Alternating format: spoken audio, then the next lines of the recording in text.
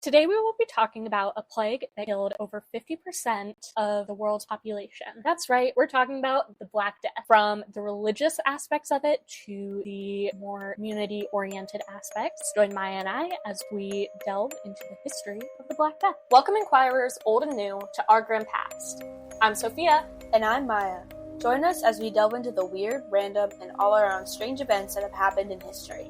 Together we will spiral down a rabbit hole of time And venture out towards a better understanding of our world. From shipwrecks and spooky places to morally questionable people and practices. Hop into our morbid time machine, and let's get into it. Hi, Maya. Hi, Sophia. How are you today? I'm pretty good. How are you? Good. Yeah, Yeah, we're chilling. we're so chilling. We just tried to make some additional podcast content, and I can't get the videos downloaded properly. I'll try, but yeah. It'll be what it's gonna be. Yeah, so I just had a mini crash out. Yeah. but LOL. It'll be. Today we're gonna be talking about the Black Death Yay. because I don't know if I've ever talked about this before, but last semester I took a really fun Black Death class. Mm-hmm. Trying to think, is there anything Talk about Black Death in our tangents episode, too. we did? But yeah, Black Death. And we talked a little bit about it in our last couple of vampire episodes, like with mass death causing a need to explain things. But we'll start out with before the Black Death. Maya, have you ever heard of the art of dying well? Maybe? So prior to the Black Death, like medieval people had these, like, I don't want to say Is it habits, but like rituals Mm-hmm. of death that they needed to complete. Otherwise, like, they would be stuck in hell for a long, long, long time. Oh, dear. So again, prior to the Black Death, this was like a really big deal. It was like you had to call the priest, do your final confession, make sure that everything is like set and ready to go. What if you're, like, murdered? You know, we'll pray for you. Oh, okay. Yeah. But there were also some people who would like set aside money because they thought that the more you prayed about someone, the quicker they'd get out of like purgatory. Yeah. Because everyone was like stuck in purgatory for X amount of time, different for every person. So basically, the art of dying well was to make sure that you stayed out of hell and made it at least to purgatory. But then, like, the richer folks would pay for like prayers to be said in their name, so they'd be able to get out of purgatory quicker. Oh, that's interesting. Yeah. So that was like super interesting. Death rituals are always interesting. I Always. love the ancient Greek one of that you had to be buried with a coin under your tongue. Oh. Because so then you could take it with you to the underworld and pay the farrier to cross rivers. Oh, Styx, yeah. Styx, whatever you want to call it. Yeah. That's one of my favorites. Yeah. But no, it's a lot of praying, a lot of confession. But yeah, no, the art of dying well was like really big. That thought and practice was very, very challenged during the Black Death because, one, there weren't enough priests to do the death rituals. And two, a lot of times, like, death would come so quickly, they didn't even realize that, like, in time to get a priest to, like, do the death rituals. Which, that was another really interesting thing, was prior to the Black Death, it was, no, you can only get this done by a priest. Or, like, in the case of an emergency, a layman will do. Not a woman, though. Like, never a woman. Never, ever. Never, ever. During the Black Death, they're like, you know what? If a woman's the only person you can find, go for it. Have at her. Have fun. Which is really interesting. But also, okay, the feminism that came after the Black Death was actually kind of insane. And then it's like with like World War II, where like all of the women were working, and then the men came back and they're like, we want you go back home. That also kind of happened during the Black Death, strictly because everyone was dying. So it's like you just needed someone there, which was also pretty interesting. Let's see. And we kind of got into this a little bit in one of our more recent vampire episodes, like with medicine. It was the humors, miasma kind of theory. There wasn't a whole, like, medicine wasn't like a really big thing. It was more of like thoughts and prayers. Yeah. But one thing that I did find interesting in this class was the commonness of like a folk healer, which is often what we think of as like witches in a more modern sense. Was it like a witch doctor type beat? Or like it was like a medicine woman? It was like a medicine woman, where it's like, okay, these thoughts have been passed on from generation to generation, but they were slowly being lost. But like, you know, here's an herb that will help you, kind of thing. But no, and like, it did become a catalyst for witchcraft. The other interesting thing about medieval medicine too was the importance of diet. They weren't like, they're like cleanliness, you know, it's a thing, but you had to have the right diet, otherwise like you were gonna die, and your humors would be out of balance, which is also pretty interesting. But like they drink human blood. Yeah. Well, I don't know if they drank human blood. This is the stuff we were talking about, like with blood. Like, you know, like later on they'd eat mummies and stuff. Oh, yeah. So like, I don't know. Oh, yeah, you're right. They did, yeah. I assume they did it in this time too, to an extent. Yeah. Maybe not human blood yet. LOL. Yeah. As we now know, Black Death, or the bubonic plague, is called by Yersinia pestis, which is... The rat? No, that's the disease, is Yersinia pestis. Oh. The rat is like the holder of the fleas. And so that was... Yersinia pestis actually has 3 different versions. There's 3 different versions of the Black Death. So, bubonic plague, which we all know, the Bubos plague doctor. Well, then you also have the pneumonic plague, which is very kind of flu-like in symptoms, except you're coughing up blood. With Yersinia pestis, or with the Black Death, bubonic plague, holy cow. That was actually the one that you were probably going to survive from. There was a 10 to 40% recovery rate. For which one? For the bubonic plague. Okay. So when you had the buboes. So yeah, there was a recovery. It was like pretty decent recovery. Symptoms typically came 1 to 7 days after being exposed. And then if you were to die, it would happen between 3 to 6 days after symptom onset.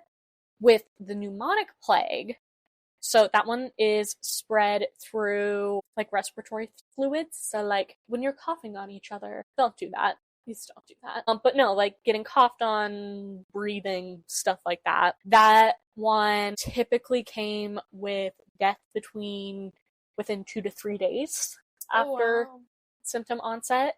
And that one had a 90 to 100% fatality rate. Oh, wow. So, yeah, you get that one and you're cooked. But there's, like, evidence of, like, people... There is evidence of people surviving. And then finally, there's the septicemic plague, which is spread through the bloodstream. So, basically, with the bubonic plague, it gets into your lymph nodes. With pneumonic plague, it gets into your respiratory system. Septicemic plague, it infects the blood. That one, again, fever, chills, abdominal pain. Then there was also like gangrene and like the blackening and death of like hands and fingers. That one was typically death within hours. What was this? This was the septicemic plague. Oh, still? Oh, wow. Death within hours, and it had a 100% fatality rate. Oh my So yeah, God. you get septicemic plague and you are 100% cooked. Are these still around today? The bubonic plague is. I think the other 2 might be. I wouldn't be surprised because they are all the same disease, technically, or like the same bacteria. But plague still around. Yeah, it's here. Yeah. But no. You can treat it though. Yes. And that was at that time. But no, really interesting fact is, so yes, as Maya was saying, the bubonic plague and pneumonic plague and septicemic plague are all still around. You can actually get them from prairie dogs because the fleas that were hanging around the rats are now hanging around prairie dogs. So keep an eye out. Like that's... Yeah, see a prairie dog, run away. That's always super, super interesting. One thing that Maya and I talked about very, very briefly outside of recording that I think would be good to be brought up here was in our vampires episode, we talked about the counting thing. So I was talking to one of my coworkers and they're like, well, that was like an anti-Semitic thing. And I was like, I did not know that. That's... Yeah, I didn't either. Yeah. So take it away, because I still think you haven't fully explained it to me. I think it kind of goes along with the, like, stereotype of, like, all Jewish people are bankers kind of thing. Then too. They were bankers then? Yeah. Oh. Yeah. That's my understanding of it. I could be way wrong. And if anyone else has thoughts, let us know. But I bring that up because especially during this time too, there was a huge, like, upsurge of anti-Semitism. Yeah. Is this the stuff with the boy in the village dying? Like, so there was this is not true for any of our listeners, this is not true, but they're in a village in Europe. There were Jews that lived there, and there were, like, Christians that lived there. And there's a boy that went missing in the middle of the night, and his parents claimed that a Jewish man chopped him up and ate him. Oh. And then there began to have this weird, like, theory and, like, folktale that Jews, like, on one of their holidays, I can't remember which one, it's one where they, like, make food, and specifically, and if any bad little Christian boys were out running around past curfew, they'd get caught and killed by Jews, which, again, is wrong. That didn't happen. It's actually more likely that the boy's, like, parents had killed him and then blamed someone else based, I'm pretty sure, on evidence. Yeah. So there's, like, stuff like that was, like, brought around in just general anti-Semitism. Well, and I think the main argument back then was typically when the Black Death did roll around, or, like, did come around, it was afflicting a lot of, like, Christian areas, but the Jewish population didn't seem to be as affected. However, I think part of that was, and I could be wrong about this, but I think there's, like, with, like, in Jewish culture, there's, like, a hand washing thing. I'm not sure. I was gonna say maybe if we're connecting it to diet because they have to keep kosher and stuff. Yeah, but I think there was, like, some, like, not, like, cleanliness, but, like, preventative type of things that were popular in the Jewish culture and still are, that weren't necessarily popular with the Christian culture. Mm-hmm. But they're like, well, they're not getting sick, therefore they're doing it to us, which was not true at all. Which, I don't know. There are some historians who claim this as the point of no return when it comes to anti-Semitism. Oh, like, this is the breaking point? This is like one of the points of no return, where, like, prior to this, everyone was, like, chilling, and then this was when they stopped. But that's highly, highly debated. Well, yeah, because people hate people for, like, I don't know, for whatever. Like, yeah. I don't know, like, Jews were enslaved in ancient Egypt, bro. Like, yeah. Well, and there was also, like, with the Middle East, like, the Islam, the people who were practicing Islam, everyone was like, well, it's them who's doing it too. And it's like, no. Actually, the center of Islam is not in the Middle East anymore. It's in Indonesia. Oh, I didn't know that. Yeah, it's actually really interesting because in America it's perceived as a Middle East because of 9/11, but it's in also media shows it like if it's a Middle Eastern character, they're usually Muslim, but it's not actually. I didn't know that. Of, like, based on, like, population numbers. Yeah, that's interesting, isn't it? I love infamous information. Yeah, so much. fixing Anyway, sorry. misinformation. But I no, just had to in there. I'm sorry. but no, that was also another thing. Well, and I think with Islamic cultures back then too, there was like there was still like the religious aspect, but it wasn't, you know, God, Jesus, well, not Jesus, because they don't have Jesus. I don't know a lot about the Islamic. They do. They He's do? a prophet. I didn't know that. Mm-hmm. So I don't think he's God's son. Oh. Don't quote me on that, but I'm like pretty sure. But he's a prophet. Yeah. Okay. Yeah, so he's in it. But they weren't like, God is the one who knows everything, and if he... I don't think he's and also it's like I don't think there's no like iconography or whatever. Yes, that was too. Another thing. So it's just like different. It is very different, but there was more of like I think not necessarily a push, but it was like more accepted to be like science. We're chilling, which I think is another part of the reason why like Islamic cultures tended to fare a little bit better also with the Black Death, because they're like, well, we could try this, whereas with Christian cultures it was, if God didn't want us to get it, then we won't get it, which is like, all right, you can you do you, but have fun with that. The other thing with the Black Death was like, they're like, oh, God is punishing us, so we need to like repent for our sins or whatever. Mm-hmm. And have you ever heard of the Flagellants? Maybe. So this was a group, I think they were French people, who would just go around and whip themselves. Oh. And like it was like a huge deal, and they were like, this is gonna save us from the plague because God's gonna see us repenting and we're gonna save you. Have you ever seen Monty Python and the Holy Grail? I've seen bits and pieces. Oh my god, we actually have to watch that. We do. Wait. We 100% do. We can't watch it tonight because I work. Well, we could. At 9 p.m. It's only like an hour. Maybe. Because I have an exam tomorrow. Oh my god, then no, never mind. And but you go home tomorrow. I know. Sunday night. Sunday night. Okay.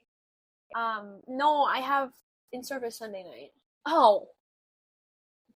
Monday? I work Monday night. I could do Tuesday night for my meeting. Okay, anyway. So in Monty Python and the Holy Grail, you'd love it. Oh my god. Well, all I know about Monty Python and the Holy Grail is bring out the dead. Yeah, well, there's that, but there's also this group of people who go around chanting in like what's I think supposed to be Latin, but I don't think it actually is. And they hit themselves in the face with boards. Okay, so yeah, I think that is like a take on the Flagellants, because they would like chant and do like these whole things. Yeah. And it was like the best way I can describe this, and this is going to sound like kind of morbid and kind of messed up. It was like whipping leapfrog, where like they would have one person, they'd like take off their shirt, everyone would whip them, and then the next person would go. Oh goodness. It's like actually like looking back, it's like was a choice 100%, but no, the Pope actually denounced them and was like, oh my god, this is not Pope approved behavior. This isn't helping, because it caused a lot of like mass hysteria. Yeah, and also, like open war. Yeah, but no, it was like very, what's the word? What is that word? Fanaticism. Like it was very, yeah. So people were like, well, if we join them, it'll be better, and da da da, and we're like, Pope was like, oh, you guys are cooking. The Pope was like, no, but we don't do that's that. what I mean. Like he was like, oh, you guys are cooking. Let me say no. Oh, yeah, but no, that was also pretty interesting. We haven't gotten to the Plague Saints. Oh my gosh, the Plague Saints are truly iconic. During this time, and my class focused a lot on like the European kind of area. Specifically, we focused in England, so we did learn a lot about like the Catholic response to the plague. That was gonna be one of my questions. I was like, which denomination was it? It was Catholic. So I learned about the Catholics, which like in and of itself also, the Black Death could be argued that it did cause the downfall of Catholicism, arguably. That is so interesting. Yeah, because this isn't what this episode is about. Keep going. But no, we talked about some plague saints because, like, back before, like, Christianity was, like, mainstreamed, it was all, like, very much, we take care of our people, and if people are sick, we don't turn them away, we help them. Like, that is our job. So during this time, there was Saint Roche, I believe. Yes. Oh, Hello. Saint Roche. And he was, like, thought to be a survivor of the plague, but instead of running away after he survived, he was like, I'm gonna go back and help the people, like, survive it, I guess, which was really interesting. And then the other main plague saint was Saint Sebastian, which he was a guy who was, like, murdered, executed. If you think of, he's kind of like Rasputin in his death. Help. Okay, so not in, like, the, like, he was a crazy kind of person like Rasputin, but, like, they just kept trying to kill him, and he was like, nah, it's not taking. Okay, I was like, they kept trying to kill him, and it wouldn't take. But, like, he was seen as, like, a mediator of, like, you will, like, you pray to Saint Sebastian, and he'll intercede on our behalf, which was also really interesting. But kind of going back onto my personal opinion on why the Black Death could arguably be the be one of the downfalls to Catholicism as, like, the main, like, Christian, I guess, point. Because then it became a minority, and they were actually very much. Yeah, is prior to the Black Death, like, becoming a priest, it was a big deal. There was a lot of training. It was like, you have to have this certain bedside manner and this, like, piousness. Well, during the Black Death, with so many people, and especially so many priests, because they were the ones who were on the front lines with the Black Death, and so they were the ones who were getting the Black Death and who were dying. Good ones all pretty much died out, and so after the Black Death, like, a lot of the new priests didn't have, like, good mentors, so they were, like, kind of like, oh yeah, no, you can bribe me and I'll give you you'll go to heaven, which was one of the biggest arguments against Catholicism. Was, well, if God is really this great, why can we buy him? I feel like that question still stands now. But yes, that question does still stand now. But that was, like, one of the big, at least from what I know, it's one of the big players of why I agree. Catholicism kind of broke down.